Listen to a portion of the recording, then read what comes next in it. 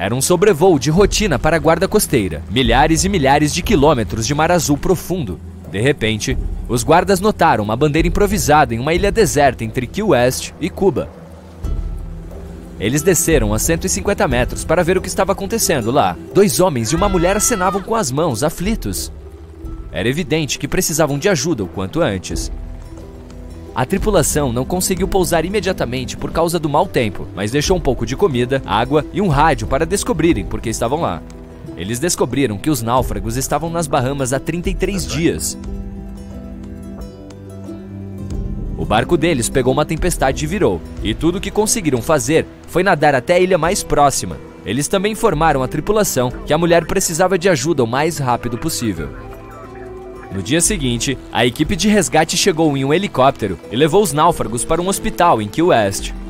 Isso os ajudou a evitar quaisquer consequências graves para a saúde deles. Todos que participaram da operação de resgate ficaram surpresos com a forma como os socorridos lidaram com a situação e com a coerência do discurso deles. Então, foram 5 semanas em uma ilha sem comida nem fontes de água potável. Como eles sobreviveram, você pode perguntar. Bem, eles foram espertos o suficiente e utilizaram cocos para se manter hidratados e conchas para se alimentar, e fizeram um ótimo trabalho construindo uma bandeira para que os possíveis socorristas os vissem.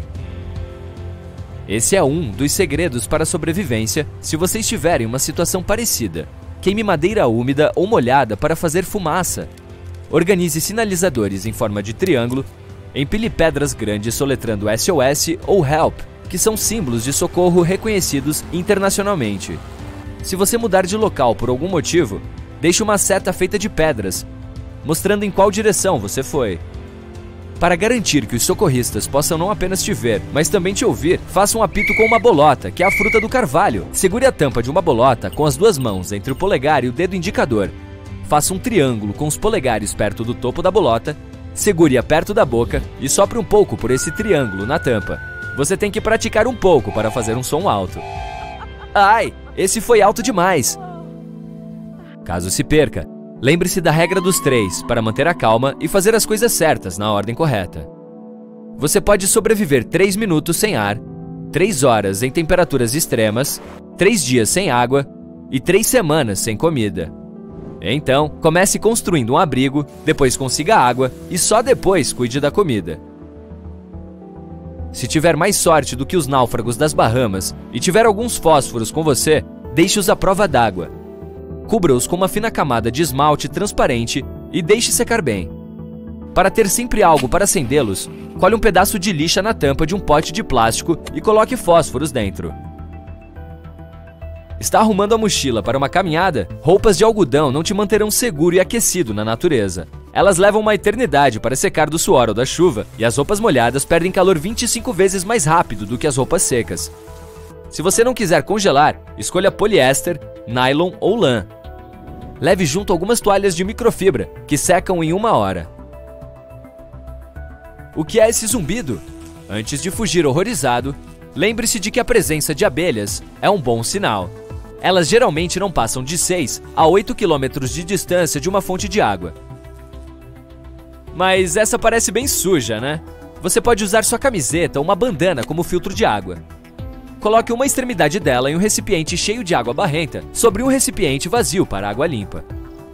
A outra ponta vai ali dentro e a água passa, limpando-se no caminho. Certifique-se de ferver a água filtrada antes de beber. Acabou a água? As árvores podem te salvar. Elas sempre perdem um pouco de água para a atmosfera. E ela é toda sua se capturá-la. Encontre uma árvore verde grossa com muitos galhos. Ao nascer do sol, amarre um saco plástico sobre o galho com mais folhas para cobri-las completamente. Coloque uma pequena pedra no saco para que ele pese um pouco. Durante o dia, a água das folhas se condensará diretamente dentro do saco. O produto final será tão puro que você nem precisará filtrá-lo. Se você vir um halo ao redor do Sol, é um sinal claro de que uma baixa pressão atmosférica está se aproximando. E certamente trará alguma chuva ou neve nas próximas 24 a 36 horas. Se o halo estiver rompido, você pode até prever de onde a tempestade está vindo, diretamente do lado danificado. Parece que vem uma tempestade. Você pode fazer um mini abrigo de saco de lixo à prova d'água para sair seco e aquecido. É só fazer um buraco para o seu rosto e colocá-lo. Use 2 sacos para manter os pés secos também. Se ouvir um trovão, conte os segundos entre ele e o relâmpago. Se der menos de 30, você tem que se esconder em algum lugar, pois a tempestade está bem próxima. Se não puder fazer isso, fique longe de árvores altas e isoladas. Se estiver em grupo, espalhem-se para minimizar os riscos de todos serem atingidos por um raio. Você também pode construir um abrigo com um saco de lixo. Encontre alguns galhos para a estrutura central. Faça do saco uma cobertura e coloque sobre essa estrutura. Use 4 pedras para segurar e manter os cantos para baixo. Com ou sem saco de lixo, nunca construa seu abrigo em solo úmido ou no topo de morros. O vento pode ficar mais forte à noite e não haverá árvores para protegê-lo de voar para longe. Agora que está abrigado, faça uma boa cama lá dentro. Use folhas secas ou grama. Coloque-as sob suas roupas ou cobertores para uma camada extra de isolamento. Essa dica funciona tanto para o inverno quanto para o verão. Você sempre corre o risco de perder mais calor corporal do que pode produzir. Não tem uma corda com você? Faça uma com plantas. Encontre algumas gramíneas longas, ou melhor ainda, secas. Entrelace-as em uma trança ou apenas um cordão. Você também pode usar cascas de árvores ou galhos que encontrar no chão. Antes de se aventurar na natureza, especialmente na natureza com muitos arbustos e moitas, certifique-se de que seus cadarços não fiquem presos nos galhos. Prenda as pontas soltas deles com fita adesiva na parte superior do tornozelo e pronto! Você não vai cair, pelo menos não por causa dos cadarços emaranhados. Ao se preparar para sua aventura, domine pelo menos um nó básico. Confie em mim, isso pode salvar vidas. O nó lás de guia irá te ajudar caso precise prender algo a uma corda por meio de um laço. Quanto mais apertado você puxar, mais apertado fica o nó. Coloque a corda em sua mão e forme um pequeno arco nela. Puxe a extremidade livre para cima e passe-a pelo olho da parte de baixo. Parece muito complicado? Lembre-se assim: o coelho sai do buraco, contorna a árvore, depois volta para o buraco. Então, sim, você tem que enrolar a corda ao redor da corda parada e passá-la de volta pelo arco. Agora aperte e seu nó está pronto. Se você tiver alguma comida que gostaria de manter para consumir por mais tempo, coloque em um saco plástico ou tecido fino e feche-o. Você pode usar um elástico de cabelo ou uma corda elástica. Cave um buraco na terra fofa profundo o suficiente para guardar sua comida. Cubra com um pano de mão para que os animais famintos não a encontrem antes de você. Encha o buraco com terra e adicione um pouco de musgo, palha ou folhas para alisá-lo. Se tiver um pouco de gelo ou neve disponível, utilize para um efeito super refrescante. Certifique-se de marcar o lugar de alguma forma, para que você possa encontrá-lo mais tarde. Agora você tem de 2 a 3 dias antes que os perecíveis estraguem. A água gelada aperta o peito, de forma que você não consegue respirar fundo. Pessoas gritam ao redor. É tarde da noite e aquele mar infinito se mistura com um céu negro estrelado. A sensação é de medo e frio. O navio em que você está a bordo começa a afundar nas profundezas do oceano. Pessoas que sofreram naufrágios muitas vezes continuam com medo de água pelo resto da vida. Mas a mulher cuja história você ouvirá não sobreviveu a 1 e nem mesmo a 2, mas a 3 desastres de navios e continuou a trabalhar em cruzeiros como comissária de bordo. Conheça Violet Jessop, a senhorita inafundável. Sua infância pode ser descrita em uma palavra: curta. A garota teve que amadurecer rapidamente para cuidar de seus irmãos. Violet era a mais velha de 9 filhos.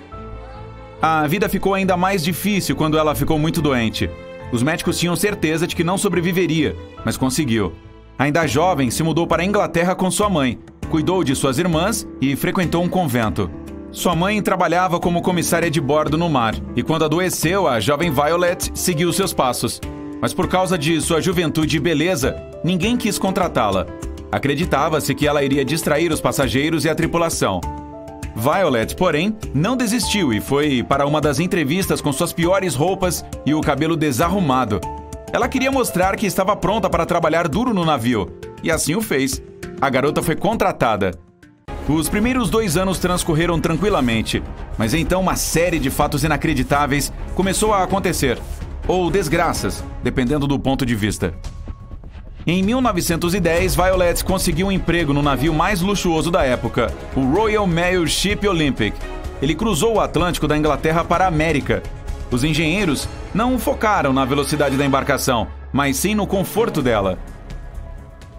A senhorita inafundável recebia apenas 2 libras por mês, o equivalente a 200 libras hoje. O trabalho árduo no convés, de manhã até à noite, não a assustava.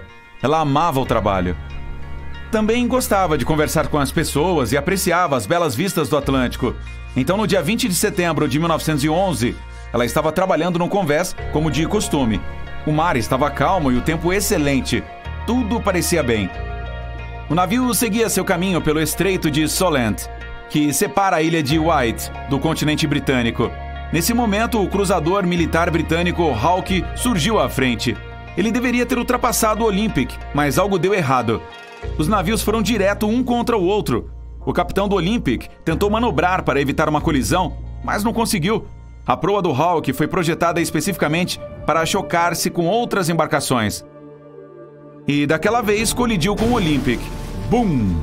O transatlântico estremeceu e as pessoas gritaram de medo e pânico. O navio tinha um enorme buraco a este bordo. Violet caiu com a força do impacto. Parecia que uma das maiores embarcações da época iria afundar, mas felizmente não foi o caso. Os 2 navios permaneceram flutuando e ninguém se feriu. Desta vez a sorte estava ao lado de Violet, que não se assustou com o acidente. Ela não pensou 2 vezes e continuou a trabalhar como comissária.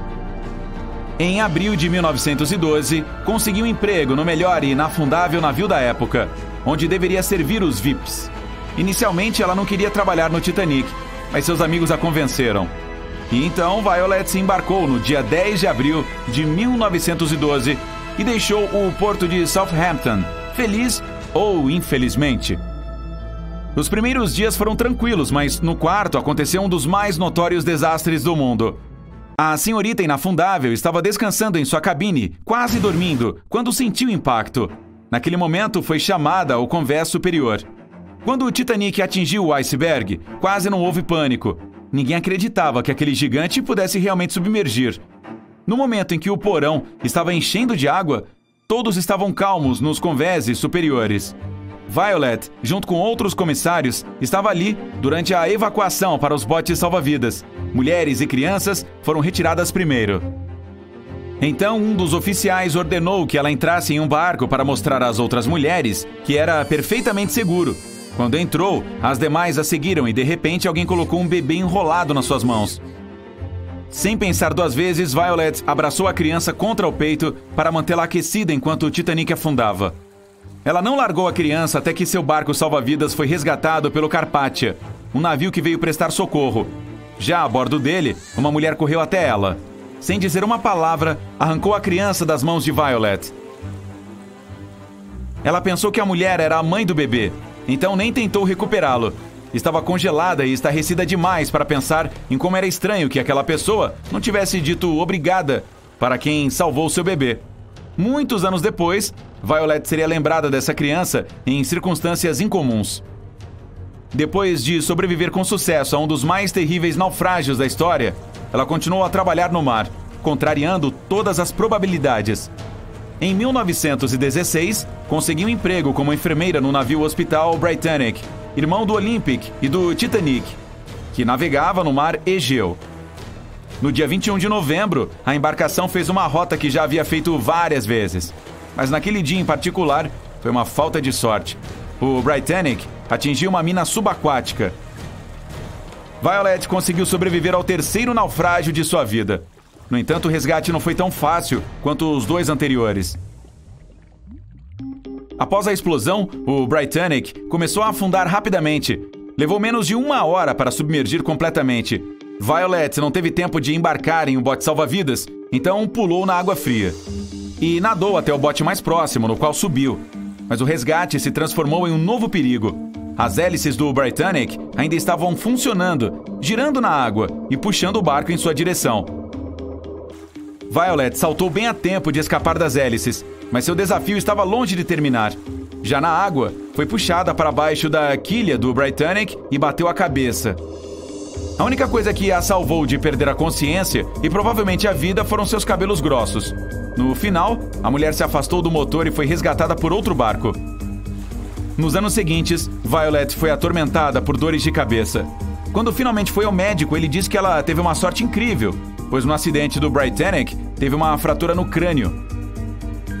Os 3 desastres pelos quais Violet passou não a fizeram parar. Ela continuou a trabalhar em cruzeiros até 1950 e viajou o mundo 2 vezes no luxuoso Belgian Land. Felizmente, a sequência de contratempos terminou e a mulher nunca mais naufragou. Em 1950, ela se mudou para Great Ashfield, no condado de Suffolk, nos Estados Unidos. No total, ela trabalhou no mar por quase 42 anos. Satisfeita com sua carreira, se estabeleceu em uma grande cabana construída no século XVI. Mas, 1 ano depois de se aposentar, recebeu um estranho telefonema. Era tarde da noite. Violet estava dormindo quando o telefone tocou. Ela atendeu. Do outro lado, a voz de uma mulher que não se apresentou e perguntou imediatamente: "Com licença, foi você quem salvou um bebê no Titanic?" Violet respondeu: "Sim, era eu", disse a estranha, que riu e desligou. Violet contou a um amigo sobre essa ligação em comum. Ele presumiu que algumas crianças estavam de brincadeira. Mas Violet nunca havia contado a ninguém sobre o bebê antes daquele telefonema. De acordo com os registros antigos, a única criança que estava no barco com Violet era um menino. Mas esses mesmos registros também diziam que o menino foi salvo por outro passageiro. Ainda não se sabe quem era o bebê que Violet resgatou. E assim, por sobreviver a 3 naufrágios diferentes em 3 navios diferentes, ela foi apropriadamente apelidada de Senhorita Inafundável. Você sabia que suas chances de ser atingido por um raio são de 1 em 530 mil? E que a probabilidade de ganhar na loteria pelo menos uma vez na vida é de 500 mil para 1? A possibilidade de ganhar na loteria 2 vezes é quase 0. Esta incrível história pode parecer ficção, já que seus eventos parecem tão irreais. É improvável que algum diretor queira fazer um filme sobre isso porque o público não acharia crível.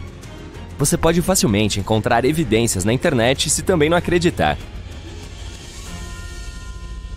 Então, aqui estamos na Austrália em 1998. Conheça Bill Morgan. Ele mora na periferia do país em um parque de trailers e trabalha como motorista de caminhão. Aí se senta ao volante de seu veículo e sai para o trabalho.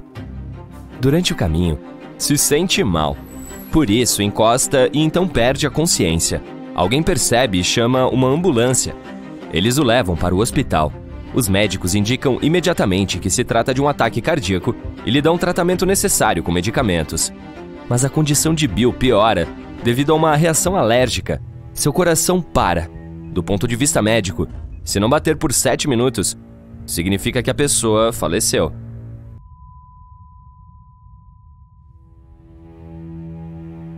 O coração dele não funciona há cerca de 14 minutos. Parece que não há chance, mas os médicos continuam lutando por sua vida. E então, um milagre acontece. O homem volta à vida, o coração voltou a bater, mas o cérebro não dá sinais de atividade. O homem está em coma profundo. Alguns dias se passam e os médicos entendem que ele corre o risco de permanecer em estado vegetativo pelo resto da vida. Mesmo que recupere a consciência, seu cérebro ainda estará danificado. 12 dias se passaram. Os médicos sugerem à família de Bill desconectá-lo da máquina de suporte de vida, mas eles se recusam a fazê-lo. Nesse momento desafiador, encontram um especialista de outro hospital que lhes conta sobre alguns tratamentos experimentais que podem ajudar. Não há garantias de que Bill irá sobreviver, mas pelo menos podem tentar. A família concorda e o transporta para o outro hospital. Depois de ser tratado com um novo medicamento, ele passa mais 15 dias em coma. Então, um dia, cai em si e se recupera. O que aconteceu é o que os médicos chamam de milagre médico. Mas maravilhas de verdade o esperam logo ali na frente. O cara voltou para seu estacionamento de trailers nos arredores de Melbourne e continuou morando ali com a namorada, Linda. 12 meses se passaram. Bill trabalha como motorista novamente. Pediu a namorada em casamento e está se preparando para o grande dia. Aí entra no caminhão e vai para a cidade a negócios. No caminho, para em uma loja e compra um bilhete de loteria do tipo raspadinha. Então raspa a camada protetora e percebe que acabou de ganhar um Toyota Corolla, que custa cerca de 30 mil dólares australianos. Uau! Bill não pode acreditar em seus olhos. Considerando que teve problemas de saúde após um ataque cardíaco e não pôde trabalhar muito, o carro novo foi um grande presente. Alguns dias depois, um canal de TV local o contata. Os produtores querem fazer uma reportagem sobre a história. Eles ficaram surpresos não porque Bill ganhou um bilhete de loteria da sorte, mas porque saiu do coma antes disso. E assim, os repórteres vão até ele, fazem uma breve entrevista e depois o acompanham para a cidade no carro novo. O diretor quer que Bill compre um bilhete de loteria e o raspe diante da câmera para que mais tarde, durante a edição de imagens, o locutor conte a história dele. O cara compra um, vai até a mesa e limpa a camada protetora com uma moeda. Seus olhos se arregalam. Ele pega o bilhete e o lê várias vezes. "Acabei de ganhar $250 mil", diz sem acreditar. O cinegrafista acha que Bill está brincando, mas ele parece bem sério. "Isso não é uma piada", diz. E mostra o papel. Sim, é verdade. Bill ganhou na loteria pela segunda vez e fez isso na frente das câmeras. Você pode facilmente encontrar o vídeo na internet e ver a reação dele. O sortudo liga para a namorada e conta a boa notícia. Com esse dinheiro, finalmente sai do trailer e compra uma casa de verdade. A vida está melhorando. Bill tem sua propriedade, um carro e uma linda esposa. O homem mora em sua casa com a esposa e compra regularmente bilhetes de loteria, mas não ganha nada. Pelo menos é o que diz. A propósito, a pessoa mais sortuda do planeta é Frano Selak, da Croácia. Um dia ele estava viajando de trem que, após alguma complicação, descarrilou. Vários vagões caíram no rio. Frano sobreviveu milagrosamente e foi capaz de nadar até a costa e pedir ajuda. Um ano depois, estava voando em um avião e, lá em cima, uma porta de saída de emergência foi arrancada. Frano voou junto com outros passageiros e foi o único sobrevivente. As pessoas o encontraram deitado em um palheiro e o levaram para o hospital. O homem não teve ferimentos graves e teve alta. Alguns anos depois, em 1966, sofreu um acidente durante uma viagem de ônibus, que saiu da pista e caiu no rio. Frano permaneceu vivo e ileso. Suas aventuras não terminaram aí. Em 1970, ele dirigia seu carro na rodovia quando o tanque de gasolina pegou fogo. O cara conseguiu sair a tempo antes de o veículo explodir diante de seus olhos. Frano percebeu que alguma mágica estava acontecendo em sua vida. Ele viveu calmamente pelos próximos 3 anos, mas durante esse tempo, sentiu que algo ruim estava para acontecer em breve. E estava certo. Em 1973, uma bomba de combustível derramou gasolina em seu carro e corpo em um posto de combustível e pegou fogo. Frano sobreviveu novamente e quase não sofreu danos. Mas havia 2 desastres mais graves à sua frente. O primeiro ocorreu em 1995. Desta vez, ele não estava dirigindo sentado em avião, e sim apenas andando a pé. Ao atravessar a rua, viu um ônibus vindo em sua direção. Era tarde demais e foi atropelado. Felizmente, sobreviveu de novo e não estava mais surpreso. Só queria que esses acidentes parassem. A última coisa ocorreu enquanto dirigia seu carro em uma estrada de montanha. De repente, um grande caminhão apareceu na pista oposta, se movendo a uma grande velocidade. Frano conseguiu pular do veículo e se manter vivo. Seu automóvel explodiu e ele teve pequenos arranhões e hematomas. É difícil acreditar em tanta sorte, ou talvez azar, considerando que Frano esteve em desastres com tanta frequência. De qualquer forma, muitas pessoas decidiram verificar a autenticidade dessas histórias. Descobriu-se que ninguém poderia confirmar os acidentes de avião e trem, não há relatos deles. Talvez Frano tenha inventado tudo ou adicionado alguns detalhes fantásticos para tornar sua epopeia mais inacreditável. Nunca saberemos a verdade, mas de uma coisa sobre esse homem você pode ter certeza. Depois de todas essas provações, ele teve muita sorte, pois ganhou quase $500 mil na loteria. Então comprou uma casa de luxo e depois a vendeu. Após todos os desastres que viveu, percebeu que o dinheiro não era o principal. O homem se casou 5 vezes. E assim, após vender a propriedade, voltou para um lar modesto para passar o resto da vida com sua amada 5ª esposa. Frano gastou todo o dinheiro restante em uma complicada operação de quadril e com caridade. Nossa, imagine se ele fosse motorista do Uber. Você entraria no carro?